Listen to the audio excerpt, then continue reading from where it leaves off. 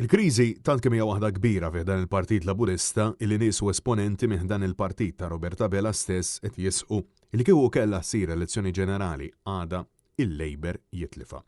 Kliem illi mhux biss qiegħed jingħad fiċ-Ċentru Nazzjonali Laburista u fost id-delegati Laburisti stess illi fil-jiem li ġejjin qed ikunu msejħa jixru l-vot tagħhom fl-elezzjonijiet interni tal-Labor immissa anke fuq il-medja lokali.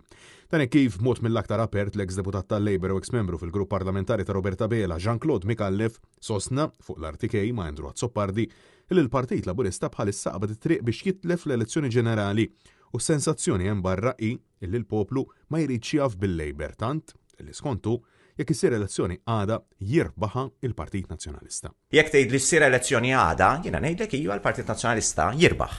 Illi jekk il-Partit Laburista ħajbqa' jaġixxi kif qed jaġixxi sallum il-ġurnata u daw is-sentimenti li ġew espressi aktar kmieni jibqgħu hemm, mela allura by default għaliex qed tidħol ukoll kważi qed tidħol ukoll il-ħsieb anything but Labor. Mistoqsi dwar it-turbolenzi u l-konsegwenzi tar-riżultat elettorali ta' 8 ta' Ġunju, Mikallef sostna lider illi Abela ħass il-bżonn illi kellu jbiddel it-tim ta' madwaru qal illi bl-elezzjonijiet interni tal-ġimgħa d-dieħla il-Labor se jiġġedded. Madankollu mistoqsi jekk għalih nies bħal Alexa Ġussaliba u Jimborġi ishom xpala u ċoħ ġodda, Jean-Claude Mikallef ħass illi kellu jagħtilhom kull sostenn, partikolarment lill-Ministru Borġ illi huwa l-uniku kandidat għal deputat mexxej tal-Labor minflok Chris Fearn l-istess Borġ illi fl-aħħar snin kien involut f'numru ta' kontroversi u skandli. U għalhekk importanti illi naraw uċuħ ġodda u mhux biss uċuħ ġodda. Ġifieri jien ma naqbilx magħkom fuq dik fejn tgħiduli li m'hemmx uċuħ ġodda. Ġifieri jekk tgħidli Ian Borġ huwa wiċċ antik,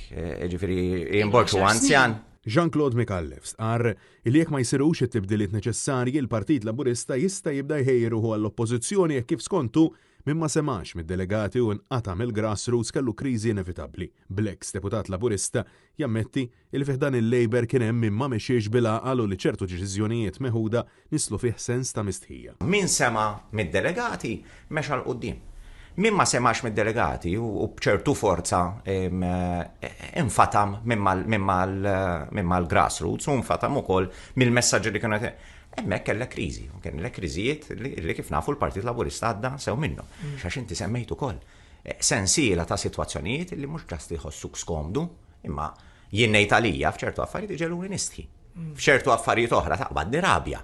F'ċertu affarijiet oħra nibda imma meta wieħed ħajħu deċiżjoni. Intant Mikallef ikkundanna l-aġir ta' Bela fil-konfront ta' Rosien Kutajjar fix-xhur illi għaddew u saħaq illi kellu sens ta' weġa dwar kif ġiet trattata ħabibtu.